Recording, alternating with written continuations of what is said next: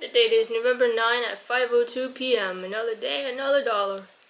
Most people fail the goals because they make them for the machine and not for themselves. Here's the 10-step insane goal setting protocol. Approximately 80% to 90% of New Year's resolutions fail, with many people abandoning them within the first month or two. Common reasons for failure include setting unrealistic goals, not having a clear plan, and forgetting about them over time. Only about 9% of people report accomplishing their goals for the year.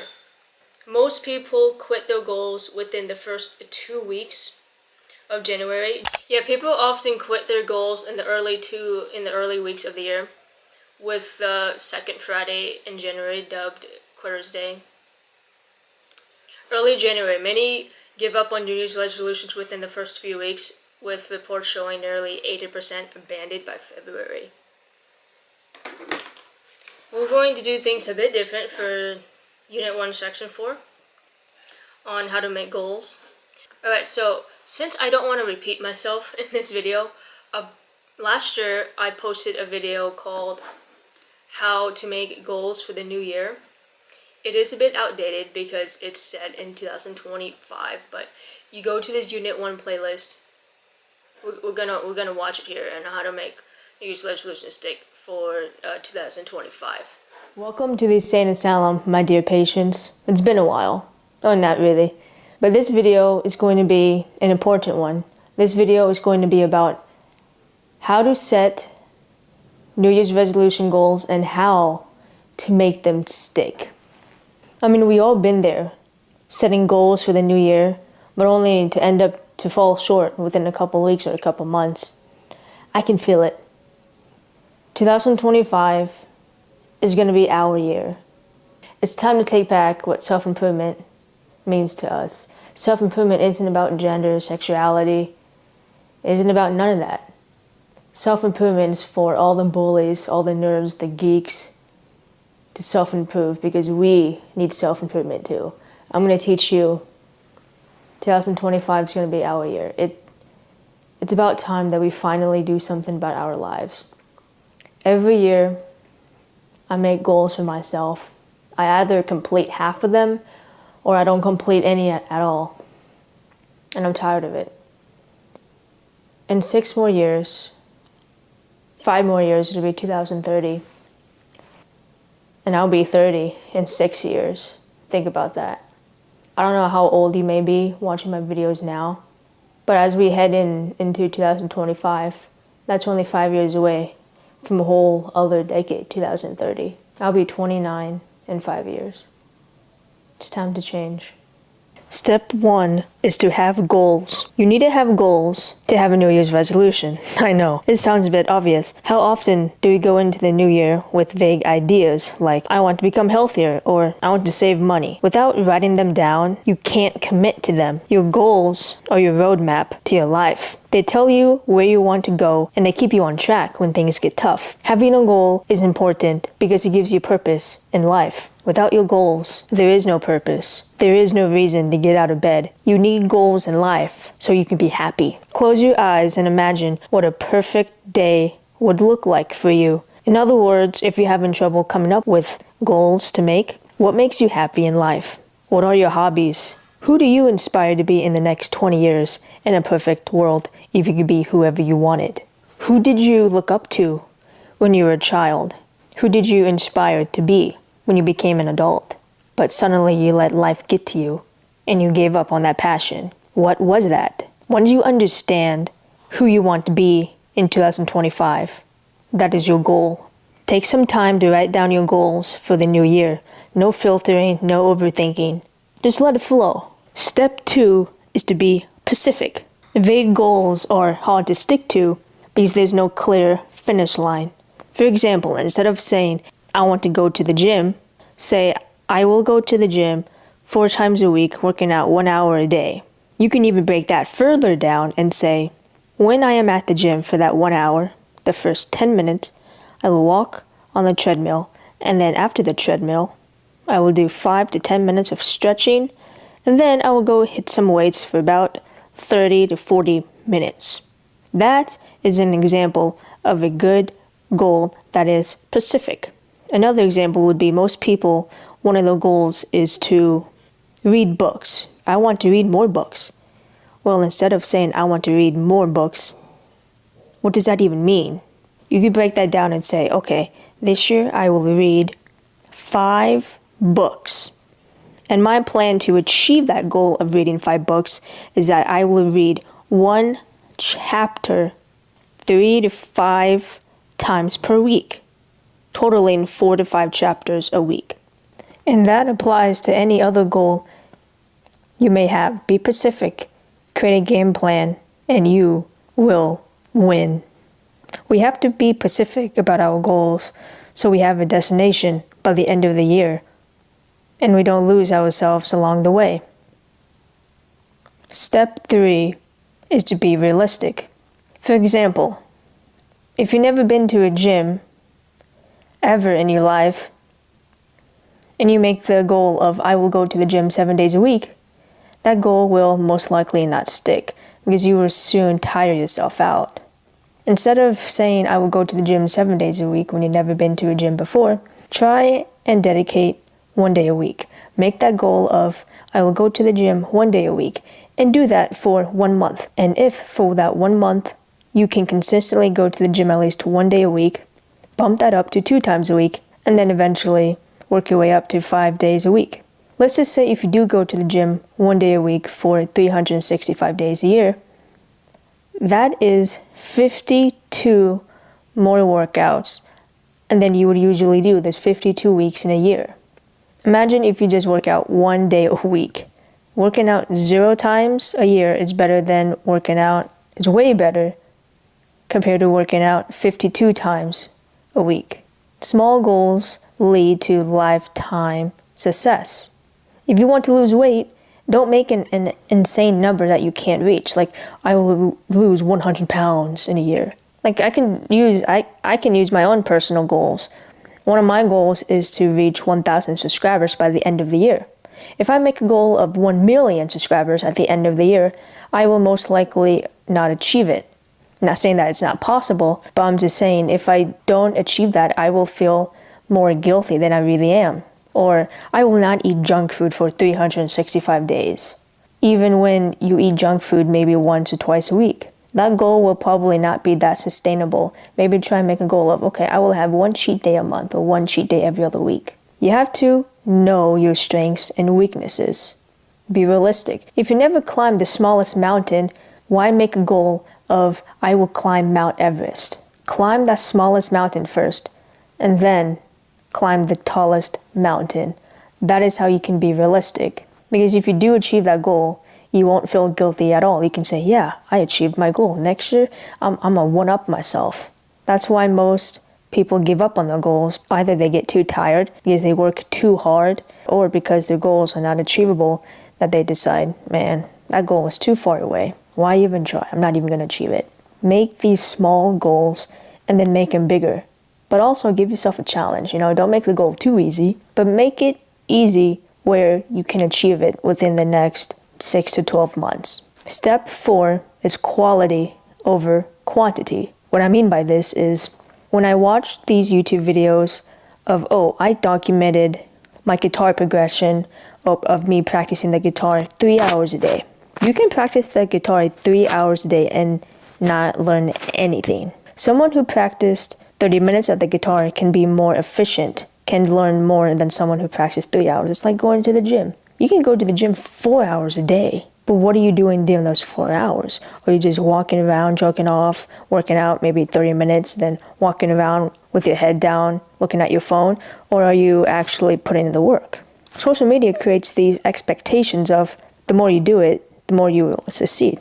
I mean, yeah, and to a point, yes, but they leave out the thin white lines of sometimes working out 2 hours a day isn't as beneficial than working out 30 minutes a day or practicing an instrument. Like, for example, you can say, I will read 1 chapter a day. Then you read that 1 chapter, but after you read it, can you memorize what you just read? Do you remember what the last line you read? Yes or no? It's quality over quantity. Just because someone tells you you need to do this for a certain amount of time doesn't mean you have to. Like, for example, I practiced the guitar and the piano 30 minutes 4 times a week, because I created a very detailed blueprint on what I'm going to do during those 30 minutes when I play my instruments, guitar and piano. I've seen many videos of if you really need to be good at the guitar, you need to dedicate your life and your day to it. I only practice 30 minutes a day, 4 times a week.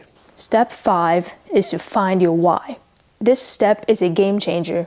Goals without purpose can feel empty, and it's easy to give up when things get hard. But when you have a strong why, it acts as your anchor. For example, one of my whys of why I want to make a YouTube channel is because it's always been my passion of mine. If I close my eyes and dream what would I do for the rest of my life and be happy, that is to help people, to make YouTube videos. Or another reason why I want to learn how to play the guitar and piano, because I love music. I want to become so good at the guitar and piano that I could play any song that I want in the world. Music makes me happy. Whenever I feel unmotivated, I remind myself of that deeper purpose. Ask yourself, why are these goals important to me? Write it down and keep it somewhere you could see it at all times. If your why, for example, if you go to the gym, and if your only reason why you go to the gym is so because my friends do it, I want to look cool, I want to get girls, that's not a good why. But if the reason why you go to the gym is because I want to achieve my dream body, I always wanted to look like this. I want to live longer, I want to become healthier, I want to have more energy. Or it's because I saw my favorite actor in a movie who has this body and I want to look exactly like them. That is a good why. But if your only reason why you want to go to the gym or want to learn the guitar or want to learn a language just so you can get a girl's attention or just to look cool on social media, that's not a good purpose. Use your why as fuel. Use it to keep the fire burning inside of you for times when you need it the most. Remember why you started in the first place. Okay, step 6 is having friends. Find a friend or a partner who shares similar goals as you. Maybe you both want to work out more, learn a new skill, or grow your careers. Check in with each other weekly or monthly. Share your wins, struggles, and next steps. Accountability partners make the journey less lonely and way more motivating. For example, if you're having a bad day, if you're lazy and don't want to go to the gym, or you're lazy and you don't want to read that book, your friend who will lift you up on the days when you're feeling unwell. Same with you. If your friend is feeling lazy that day, you can lift up their spirits. And it makes the journey less lonely because someone is going to be with you along the way. And even if you don't have any friends in your life, you could go on YouTube and find common YouTubers who are doing the same thing. Step 7 is to track your progress. Tracking your progress is having a sense of accountability. Track your progress in a journal or in a Google document or however you please to be. You can even track your progress by making a weekly YouTube video. You could do it at the end of each week, at the end of month. It doesn't matter. It's all up to you. Write down what you accomplished and also write down what didn't go as planned and what you'll do differently next time. This reflection helps you stay focused and ensures you're actually improving and working towards your goal. If you don't track your progress, you don't know if you're going to achieve your goal in time, or you don't know if you're making progress. Or if your goal is to lose 20 pounds in a year, how can you lose 20 pounds in a year if you don't know how much you weigh at the starting point and at the end point and in the middle point? Same thing with reading a book.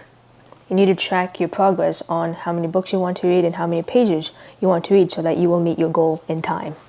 And you have to be sure not to rush through it. If you want to read 5 books in a year, you can't hold that off till the last month. You have to read a little each month or a little each week so that eventually you read 5 books in 1 year within no time. And here's a pro tip on tracking your progress. Print out or take a screenshot of your goals and put them where you'll see them every day. Tape them to your wall, refrigerator, or even set them as your phone wallpaper. Constantly seeing your goals will remind you of what you're working towards and why it matters. If you constantly see your goals every day, it will push you to work harder, and it will remind you on step 4. Do you remember what step 4 was? Finding your why. It will remind you why you started in the first place, what you are working towards, why you get up out of bed. It will act as a reason why you keep waking up every day. And seeing your goals on your wall, refrigerator, or setting it as your phone wallpaper will motivate you because you will see it at all times, and you will always be thinking about your next move. You will always be thinking, okay, how will I achieve this? You will always be thinking about your goal. Tracking your progress is important.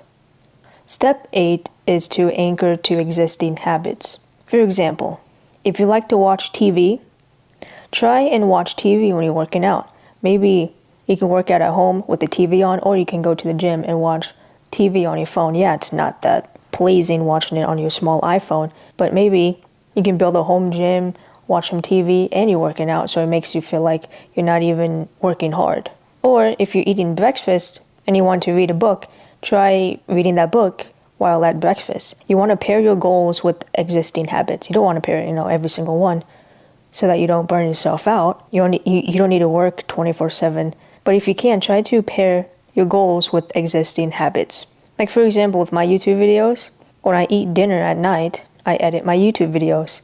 Step 9 is to be patient and forgiving.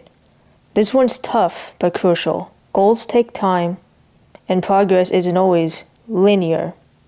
There are going to be setbacks, and that's okay. For example, if you miss a week of going to the gym, or skipped a session on reading a book for let's just say a whole month, don't quit. Instead, remind yourself that growth is a journey and not a destination. And if you do miss a couple days off the gym, you don't need to overthink and say, oh, I haven't been to the gym in a couple days, so today I'm going to do legs, back, chest, calves, and I'm going to do 3 hours cardio to make up for the last 3 days that I missed at the gym. That's how you injure yourself. That is how you burn yourself out. If you miss a couple days, so what? If you miss a couple weeks, so what? Last year I made a goal of I wanted to hit 1,000 subscribers. And obviously, as you guys could see, I haven't reached that goal yet. I'm at 91. So this year, I'm making the same goal of I will hit 1,000 subscribers. Will I achieve it this year? I don't know, but I know in my head that I will get more subscribers than I did last year. Because when I started this YouTube channel about 2 years ago, I was at 0. And then now, I'm at 91. And last year, I made a goal of reading 5 books, and I failed. I only completed 3 books, but I didn't beat myself up. Yeah, I actually did, because I tend to have a obsessive personality, and I overthink things. But it took me a while to realize that it's alright. I read 3 more books that I didn't even read before. Reading 3 books is better than 0. So this year, I'm making that same goal of I will read 5 books. And that brings us back to step 3, being realistic. I know I could read 5 books this year because I read 3 books last year. And 3 books isn't so far from 5 books. That's just 2 more books. Be patient and be forgiving of yourself. It's okay if some goals will take a couple of years to achieve. Remember, it's better to move slowly and then not at all. Be kind to yourself and focus on progress. Track your progress. Don't worry about perfection. Remember, it's all about quality and quantity. Step 10 is to be insane. Because self-improvement, I had to put that in there. Because self-improvement is about being insane. You have to be a little insane to become better than yesterday. Let's embrace the insanity in all of us. Self-improvement is not about gender, sexuality, how to optimize testosterone. It's about being better than yesterday. Be insane. Don't conform to the world. Don't conform to what society has expected from you. Let's tear down those falsified expectations that was expected from you and be insane. Don't give up on your dreams. You only have one life. Forgive yourself.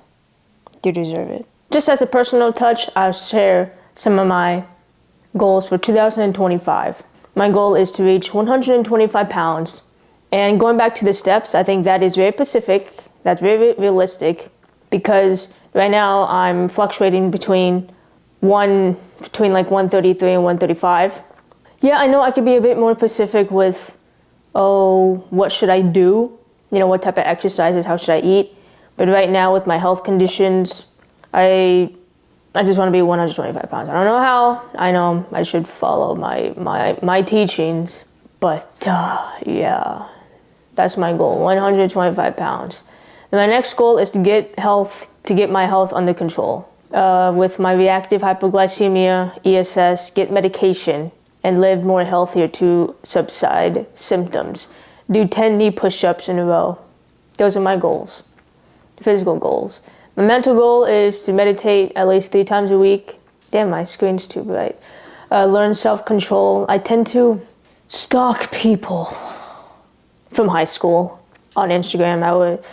I tend to stalk my exes, my crushes, my bullies online, and it ruins me. Eliminate overthinking, because I do overthink. Eliminate social anxiety. Now, the way that I know that if I eliminate overthinking and anxiety is if I could film a YouTube video without doing multiple takes in a row. And if I could go out in public and not be scared to talk to people, that's when I know. And then I have this whole entire section of skills to learn. When she ties shoes, it will not fall apart in like years. I want to learn how to do that. Write 24 lyrical songs. Listen to rap, learn how to rap God, because I feel like if you know how to rap God by Eminem, oh my God, anything is possible. And then learn how to rap When I'm Gone, because that's my favorite Eminem song. Do I have to, go word for word with every single one of my goals? There's a lot of goals. Teach my dog 5 new tricks. Study Korean 4 times a week for an hour. I actually changed that, actually. I've been doing it for 5 times a week for 15 minutes, actually. Because I think that's more sustainable.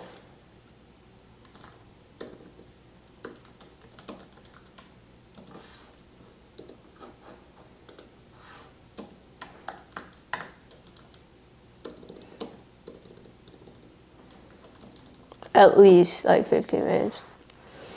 Fix up piano and guitar routine. I have a guitar and piano routine, but I want to fix it up a bit, make it more sustainable, gamify my life. That's something I'm doing. That's a video that I'll be doing soon.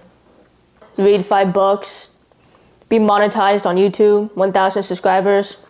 Have a steady income. I don't have a money limit on steady income. I just want to have a steady income. So that goal is very sustainable for me. It's realistic because it doesn't have no money limit. I don't have a job right now. And this year I want to practice minimalism. And I want to look through my closet and throw away clothes that I don't need, throw away appliances that I haven't used in years. So throw away and give away items I don't need. Get 12. Get 24 of those 12 songs produced and recorded. I want to make songs this year.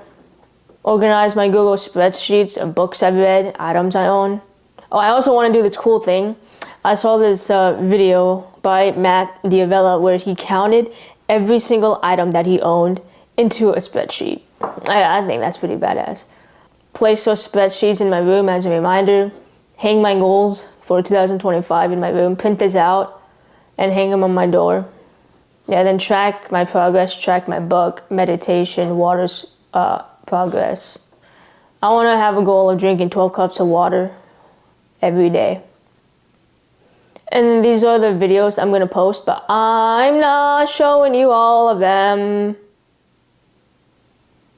Okay? There's on that list, on this list, I have a total of 27 videos to post. Now this may change, may not change, but I already planned out what videos I'm going to make.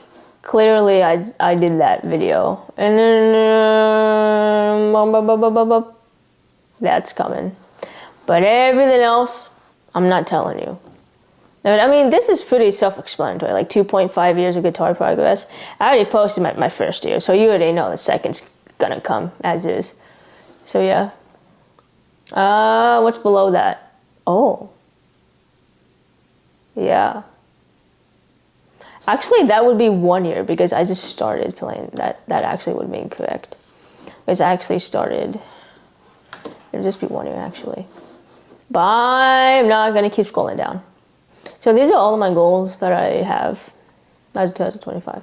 Those are the 10 steps on how to make goals and to make them stick for the new year of 2025. Now, it's your turn. Put them down below in the comments. What are your New Year's resolutions? Make your goals right now and make it happen, because you only have one life. And no matter how insane you may be, there is always someone out there to complete their sanity. November 11 at 6:10 p.m. I am tired. I feel like filming, but yo, we gotta do this today, man. Alright, so I want to add another thing with the goals. I know in the goals video, I didn't really explain it that well. I'm so sorry, guys, if my mood is like, I'm not, oh guys, welcome back to my channel.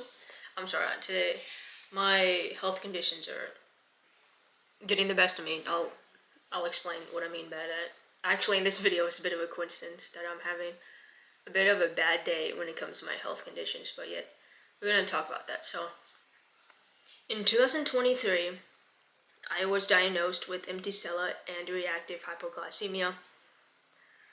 Empty sella syndrome is a condition of the pituitary gland. If you're interested, I made a video here and here detailing what my conditions are, but just as a summary, empty sella is a condition of the pituitary gland. Well, lack of pituitary gland. Everyone has one.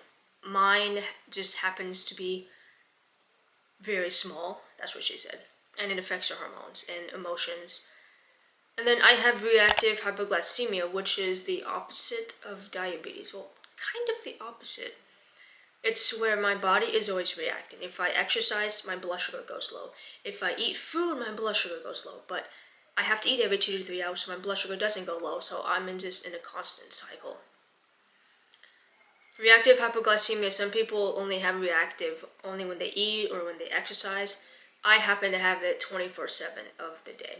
And today is one of those bad days.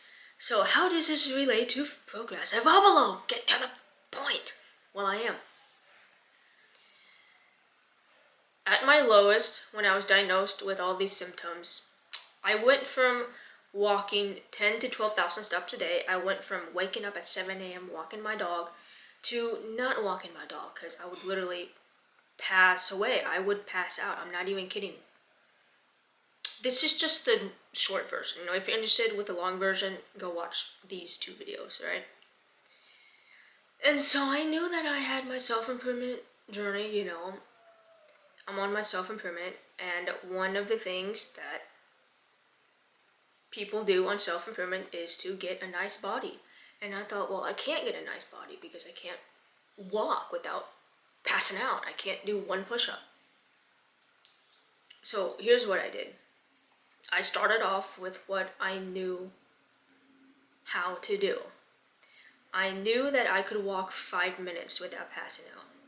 So just for an example, this was my workout routine. I wrote this on a notebook. Week 1, go outside and walk in the backyard 5 minutes straight with my head straight and just walk.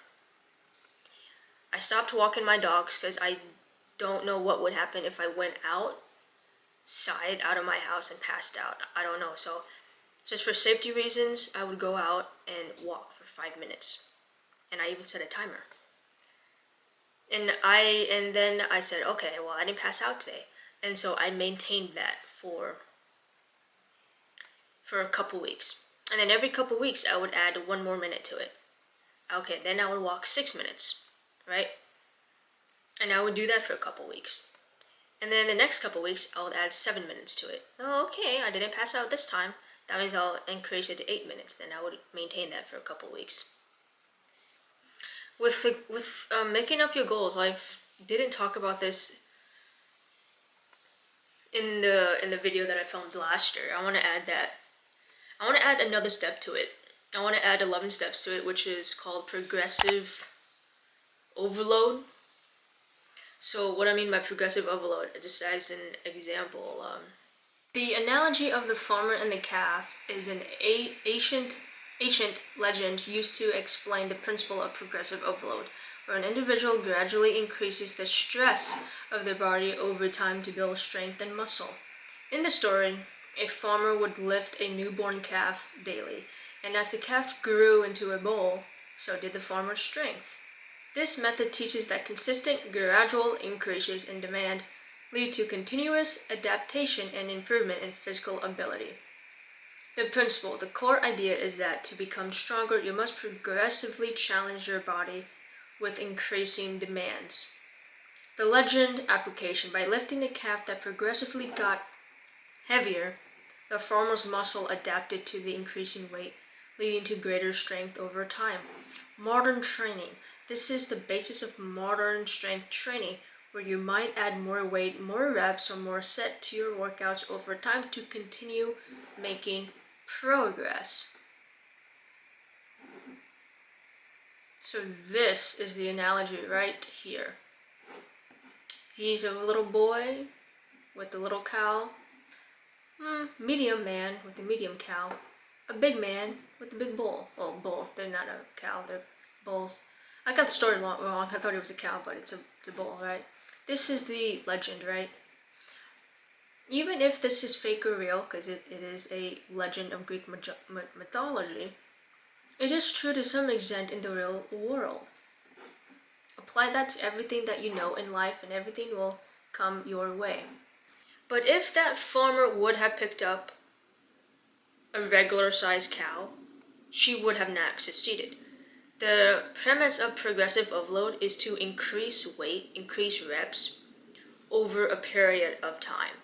Some people may have to increase it slowly or faster, depending on where you are physically at. I happen to progress very slowly. Some people, they can add, 5 pounds on the bar in a week, whereas me, I have to probably add 1 pound on the bar a month, right? Like, true.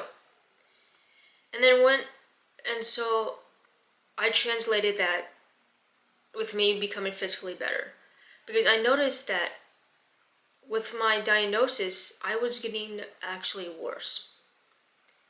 I was realizing that it's because I haven't worked out, it's because I haven't walked, that I feel that more weak. So I have to do something, and so I did something. I don't push myself in the gym too much. Well, I don't even go to the gym, but I don't push myself in life. So I really hope you understand what I'm trying to say. Progressive overload is increasing weight, time, or rep over a period of time. So as an example, when I got to 10 minutes of straight, just walking without passing out, I was left stunned. I couldn't believe myself. And then out of nowhere, I physically remember, I was like, okay, I can walk 10 minutes. Yesterday I walked 10 minutes. You know what? I'm not even going to maintain this for a month. I'm just going to bump it up to 20 minutes. And I never walked 20 minutes in my life. Well, when I got diagnosed and had my symptoms, I haven't, right? And then I walked around the 12 to 13 minute mark, I started to feel a bit dizzy.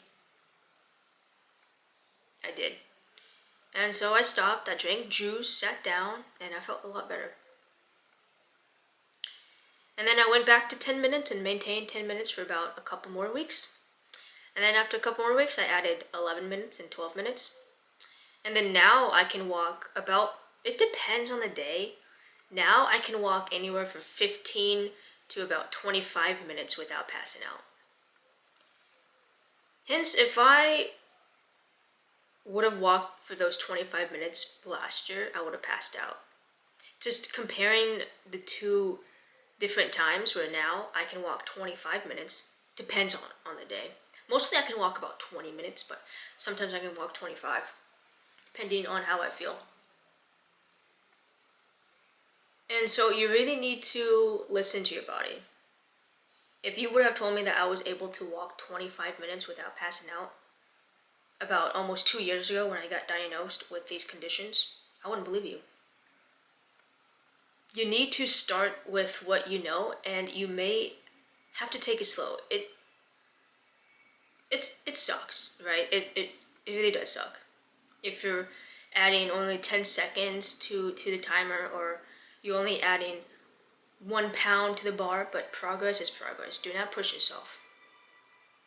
Because I'll tell you a story. In 2019, I got my heart broken. I fell in love for the first time, got my heart broken for the first time. And I fell in love with the art of bodybuilding. I was on YouTube one day and I came across a Rich Piana video, just out of nowhere. And I got hooked on watching Rich Piana. And so I did exactly what he told me to do. And I shouldn't have done that because, again, he's a 40-year-old man. He's a bodybuilder who does steroids and has been working out for all of his life. And I would go to the gym 6 days a week, working out about 4 to 5 hours a day. I would wake up at 4 a.m. before school, lift weights, do cardio. Then when I would go to school, I would walk up and down the stairs, so that's even more cardio. And then at PE class, I would do whatever they had me to do. And then at lunch, instead of eating my lunch at lunch, I would eat my lunch like in math class or English class or whatever, because at lunch, I used that extra 30 minutes to walk up and down the stairs again. And then I would walk home. Sometimes I would drive home. It depends if my dad let me took his car, or if I drove the bus home if it's raining or something. But I walked home probably most days of the school year during my last year of high school, 2019, my senior year. And then I would come home, eat a snack, and then I would drive myself to the gym. It was about like a 2-minute drive. I drove myself to the gym, and I would lift weights and do cardio, even more fucking cardio. And then I would come home, do whatever I had to do, and then I would do feeder workouts. So what feeder workouts is by Rich Piana. It's where you do 300 reps of bicep curls and tricep curls, or overhead curls. And then I would go to bed between 6 p.m. and 7 p.m. I don't know how I did it. I would literally do my math homework in science class. I would do my science homework in history class so that I didn't have no homework when I came home. And I neglected my dog Candy. I didn't go outside. I didn't feed her. My parents fed her. It was just a horrible time. I was heartbroken, and the only thing I focused on was working out. I have a very obsessive personality. When I'm focused, I just do it. And then eventually my body just gave out. Because about 3 months into working out, I developed carpal tunnel. I wish I had videos of me working out at 2019, but I don't. And then I had tennis elbow because of the tricep extensions. My wrists were all bruised up. And then I graduated high school. And then this summer, leading up into my first year of college, I blew out my back. I was on the leg press machine. And I don't know what happened. As I extended with the rep going up, I felt this electric shock go straight through my lower back as I was sitting down. It was horrendous. And so I was bedridden for the whole summer. And then college started, my first year of college. I was terrible. Like, I couldn't even hold my textbooks because my hands were all bruised up. I would like hold them like this, and then I would write. I would be like, ugh. And then my back would hurt. I would like be hunched over. It was horrible. Very horrible. And then quarantine happened, COVID-19 happened, so college was online. Alright, so I was kind of happy with that because my hands fucking hurt all the time. And my back, so I could just lay down in bed all day. And then college happened again because, COVID died down a bit. College was in person now, so. And then around that time was about like 2022, 2023. And then my hands started to heal. I started to notice that my hands were getting stronger. My back wasn't as painful as before, so I thought, alright, I'm gonna start going out with the gym. And during the COVID-19 pandemic, I discovered self-improvement. I discovered self-improvement during the COVID-19 pandemic, me laying down in bed. I was 150 pounds, because when COVID happened, it just gave me an excuse to lay in bed all day. I blew out my back. I can't use my hands, so what else am I gonna do, right? And so I ate food, and I didn't do really much of anything. I weighed 150 pounds. I wish I had pictures of myself, but I don't, because I had so much social anxiety that I hated looking at my reflection, so I don't have any videos or pictures of myself when I was younger. But when I got into self-improvement, my first self-improvement video was Hamza, the full guide to learning how to self-improve. That was the start of my self-improvement journey. And then it just snowballed into me watching other YouTubers like Matt Diavella, Alpha M, and a couple of other people.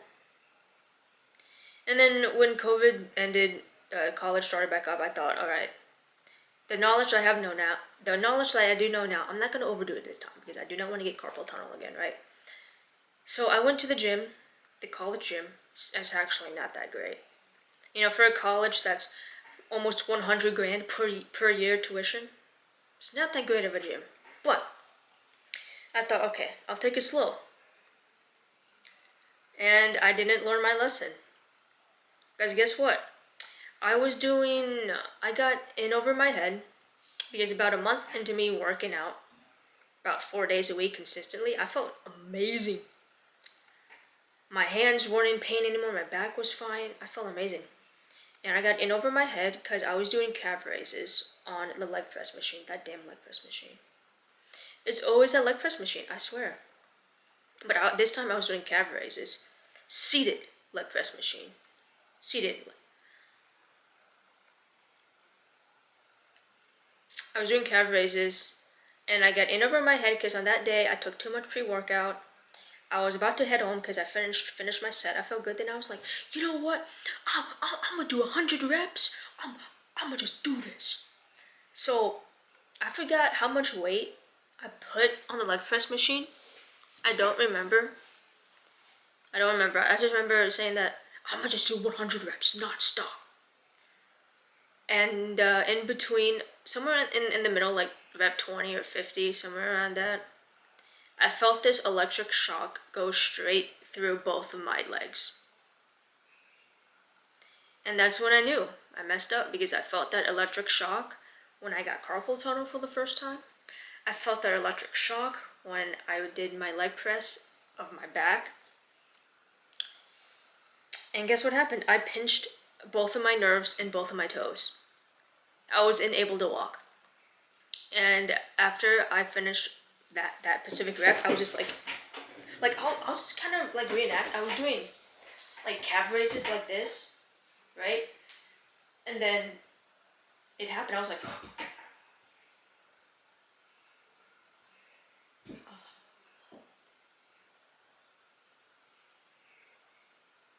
this whole, I had a bunch of emotions going on with me because I said, not again. Am I not capable of being a bodybuilder? Like, I want to look like Dana Lynn Bailey so bad. That is my dream body, but more muscular though. And then so I remember I would get up and I was like, oh. I literally, hold on. Like, I'm not even kidding you.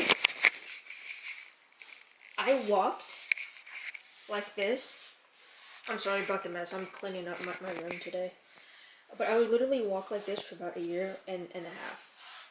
I'm not even kidding. Like, I couldn't put any weight on my toes, and I would just walk like this everywhere I went. And as soon as I put weight on my toes, it hurt so bad. So I just had to walk like this the whole freaking time.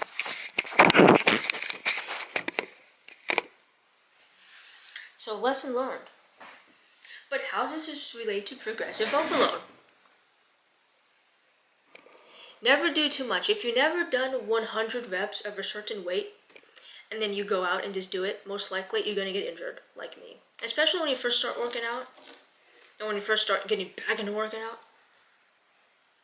And so for about a year and a half, I was incapable of walking.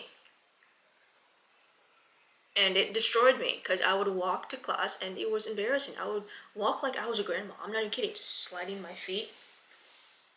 It was embarrassing. It really was. people looking at you. It's crazy.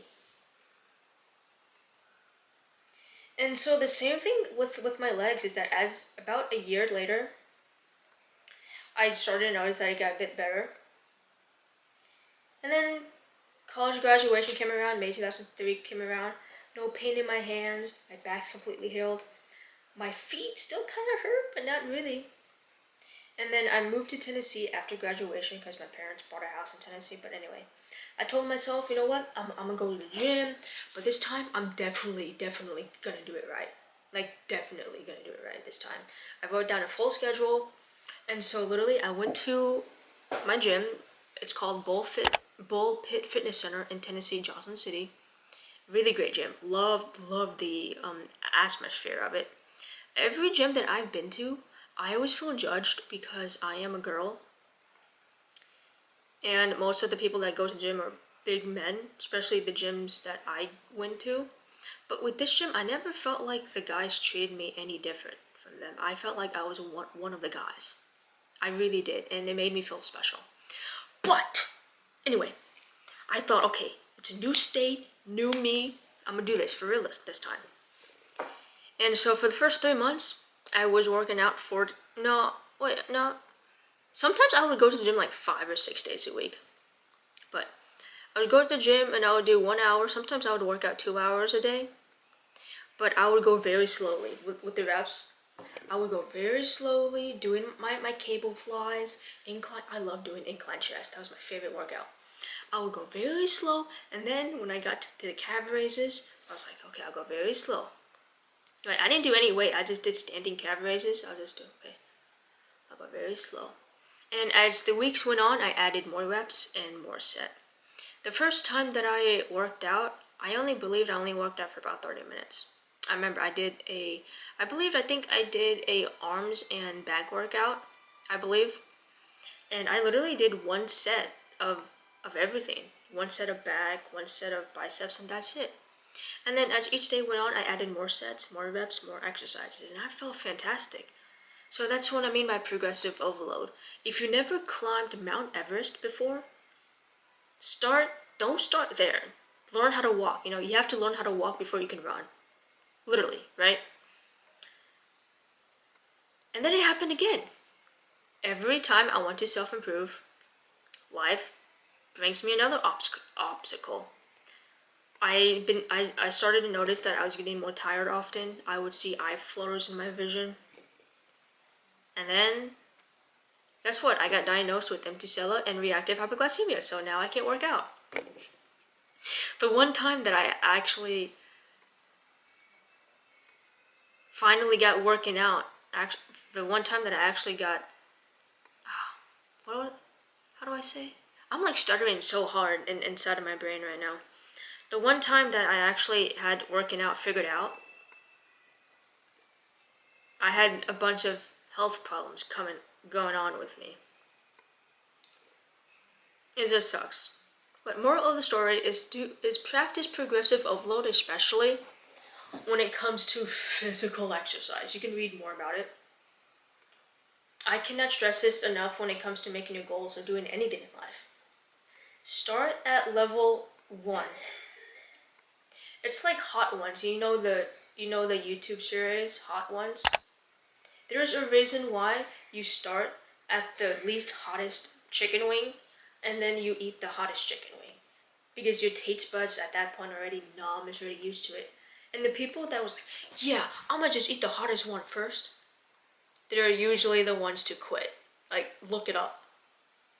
There's a reason why you always eat you always eat the least hottest wing and then you eat the hottest one last. So I have experience with doing too much. I have experience with doing progressive overload because the one time that I implemented it, the very first time in 2023 when I went to Tennessee and started working out at Bull Pit Fitness Center, I felt amazing. And then, my health conditions became too much where I can't even work out because I felt weak, too tired, I passed out. And so I had to cancel my membership. I had to cancel anyway because we were going to move back to Washington anyway. You know, and progressive overload is all about the quality. It's always about quality over quantity. Before my health conditions, I'll insert a clip. This was me in 2023. I was able to do 8 push-ups in a row. Sometimes I was able to do 10 push-ups. Impeccable form. I have never done push-ups like that in my life, where the form is an A+. I'm not even kidding you. And then I'll do a reenactment. I don't have any videos of me doing push-ups after my diagnosis, but I'll just do a reenactment of what they used to look like. And this is what my push-up used to look like. So with progressive overload is that when I decided to get back into working out, I was like, okay, I'm not capable of doing 8 push-ups in a row anymore. So I thought, all right, let me start with what I know. It's form over everything. And so what I did was that I wrote down on a piece of paper, I did literally 1 knee push-up a week. That's it. I did 1. Because that's all I could handle. I just did 1. I'm not even kidding. And then I said, okay, I did 1 this week. I didn't pass out. I didn't feel dizzy. All right. But I maintained it. I made sure that I was able to do 1 push-up consistently. So I did that for a couple weeks, once a week. And then I was like, okay, now it's time to do 2 knee push-ups. And I'll see what happens. Nothing happened. And then as months and weeks went by, I was like, I added one more, and then 1 more to it. And then I played around with the frequency as well. Then I would do knee push-ups 2 times a week. And I played around with the number of sets, number of reps, and all that stuff. And then when I got to able doing 10 knee push-ups, I remember one particular day I felt This is just in the reenactment of what I did. So week 1, I did 1 knee push-up. I maintained that for about a couple weeks, and then week 3, week 4, I did 2 knee push-ups. So this is what progressive overload looks like. As each month or each week goes by, you want to increase the intensity or increase the amount of reps. So I start off with knee push-ups because, again, it's quality over form. And then when I was able to do 1 push-up, then I just stopped doing knee push-ups. I went back to doing the 1, 2, 3, 4, 5 method.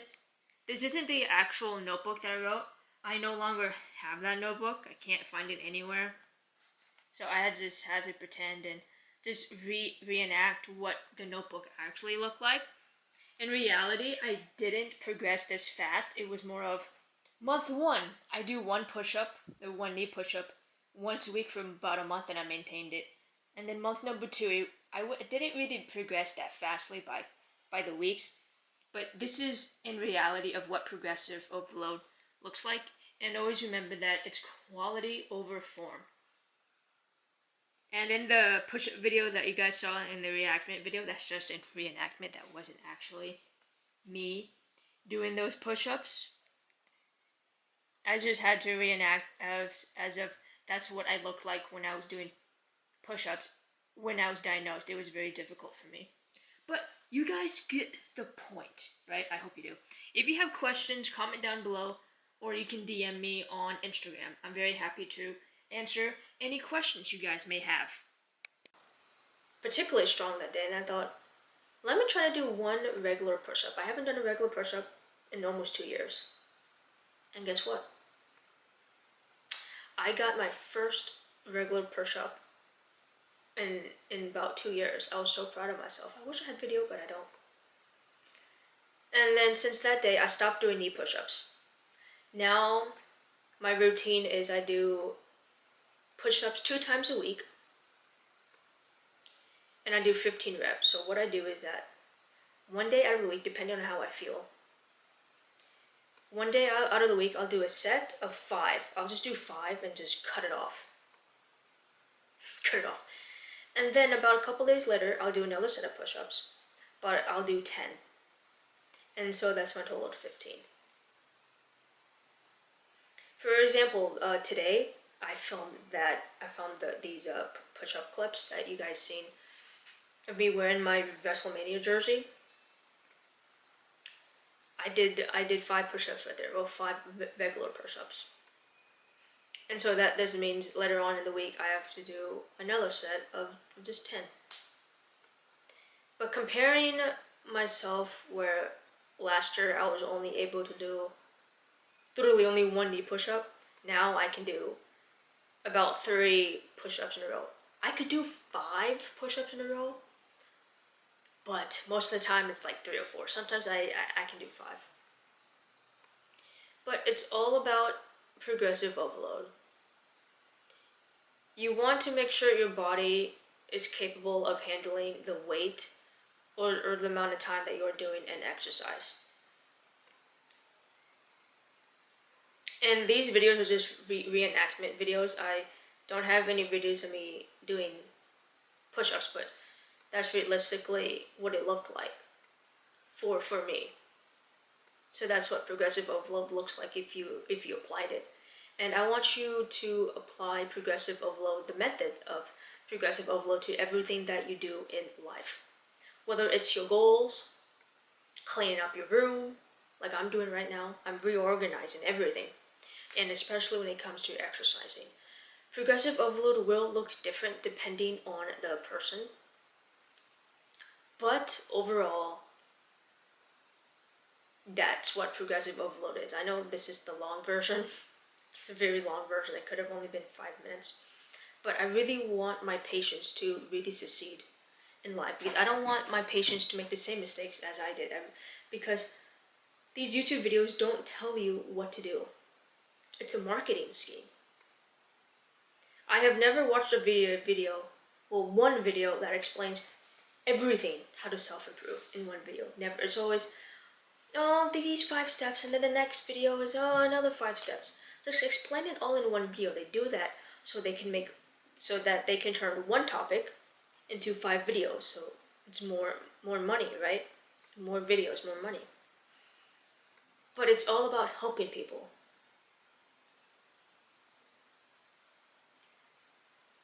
And then I want to add another concept of quality versus quantity. I had a friend in middle school that told me, girl, all these white girls shower 3 times a day, and I only shower 1 time a day, and I make that bath count. It's all about the quality of that shower. And for some reason on that day, that quote just stuck with me. And then when I got into self-improvement, I thought, wait, isn't that the same thing? That quote forever, I don't know, it's like one of those things, you know, when some people, sometimes when people say a certain thing to you, it just sticks. And it was in PE class, she just told me, girl, all these girls shower 3 times a day, and I only shower once, and it's all about the quality, right? And that can't ever be more true and than that.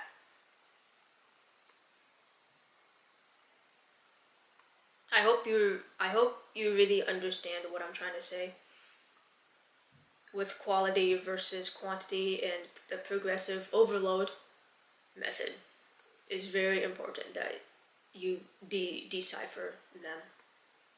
I really want my patients to succeed. So your homework for Unit 4 is to make goals following the 10-step program, which is to write down meaningful goals reflecting your legacy. And step 2 is to be specific.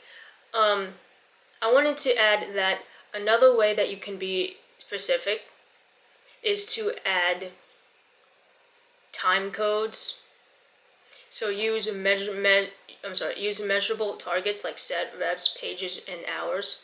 Set specific dates or time frames. So with that, I mean, if you want to be as specific as possible, you want to use numbers. So like saying I want to read more books, to say I want to read 5 books, and then you can even be more specific with that. That I will read 5 books by the end of the year, and how I will achieve that is by reading 1 chapter every other day, right? So being specific means associating your goals with a timeline or using numbers. And then step 3 is to be realistic. You don't want to set goals that are not too hard, but also not too easy for you to accomplish. And then step 4, I want to say that I had a friend in PE class. She once told me in PE class that all these girls shower 3 times a day, and I only shower once a day, and I make that count. Well, I make that shit count. And when she said that to me, she said it in the most humorous way possible. And I can never forget that moment. She said, "Girl, all these girls shower 3 times a day, and I'm over here, I shower once a day, and I make that shit last." It's all about the quality, right? It's all about the quality of the shower. And since she said that to me, it always stuck with me for some reason. And then when I started self-improvement, I said to myself, you know what? Going back to that quote that my friend said back in middle school, I apply that to everything that I do in life. Because would you rather be known for the person that could do 100 push-ups that look like that?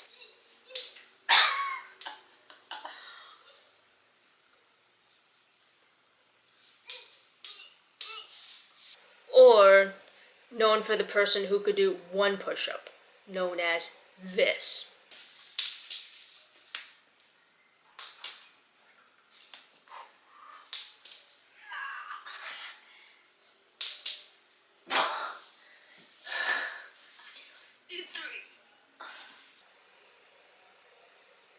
And if you're doing something a majority time of the week, so there's 7 days in a week, so if you're working out or reading a book, studying a language more than 30 times a week, and then you're doing fine.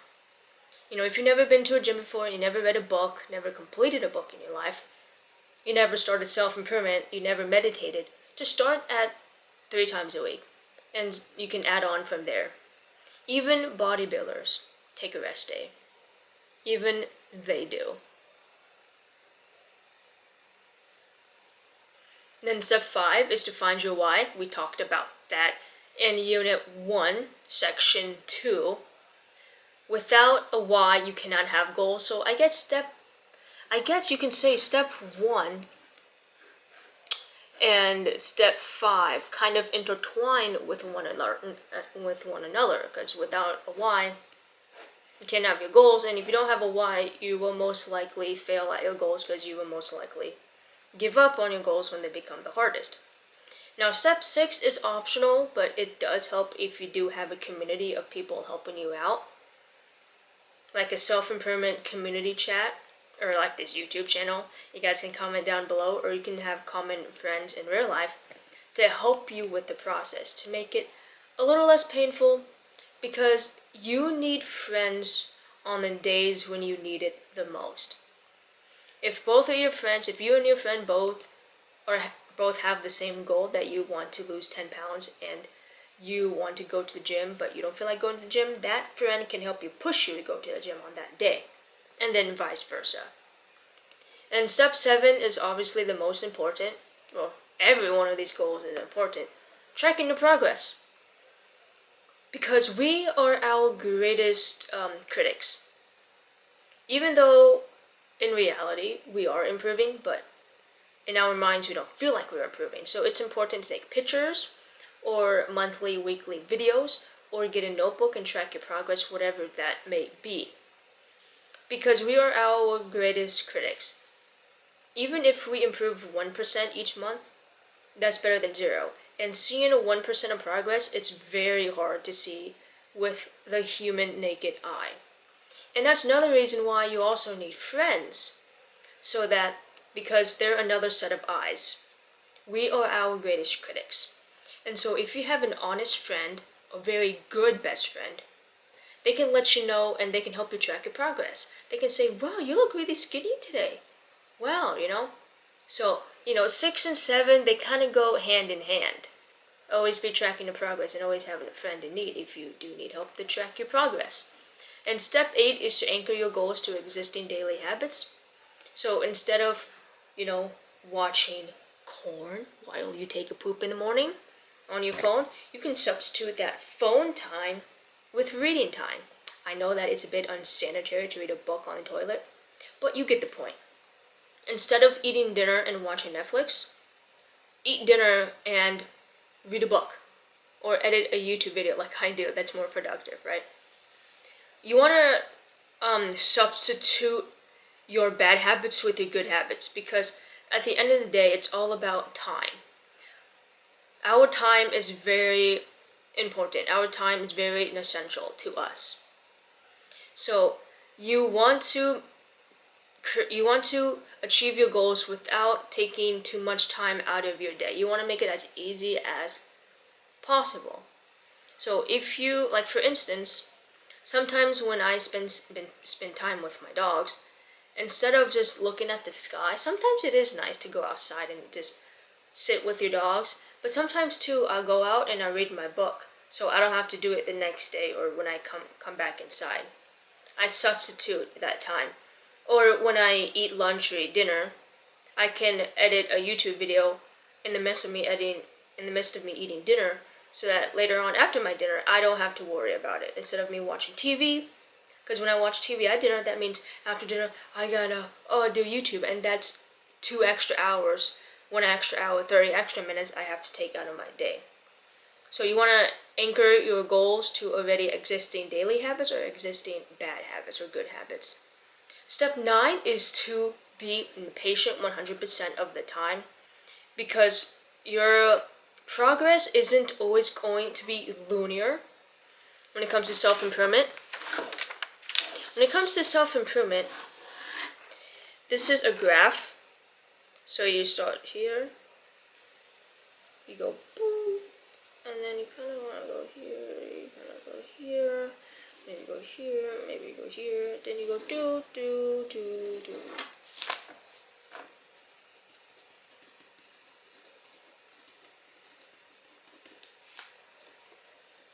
So this is a graph that I made up.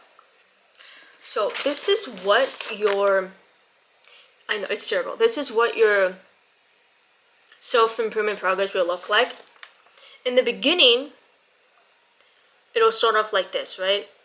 At the bottom. And then you'll gain that inspiration, motivation. You're like, hell yeah, I'm on my self-improvement journey. Then you go all the way up. And then you'll probably go back down because you're in the middle of your self-improvement journey. You're just starting out. It's hard. You don't have your discipline yet. You're getting started.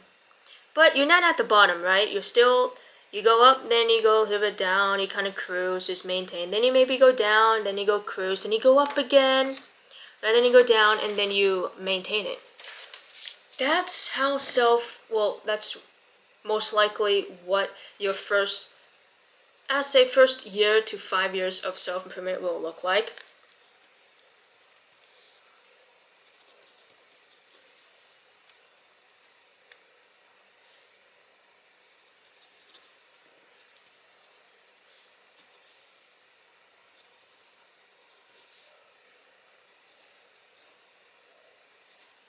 Alright, I just quickly made up a graph. I just re-edited it. So this will most likely be your graph. Like in 2026, you're going to start off pretty strong, right? And then around 2027, you're going to probably just maintain what you have. You don't have that spark, then maybe go down. Then 2029, 2028, you're going to go up again, and then, right? So you always want to be patient.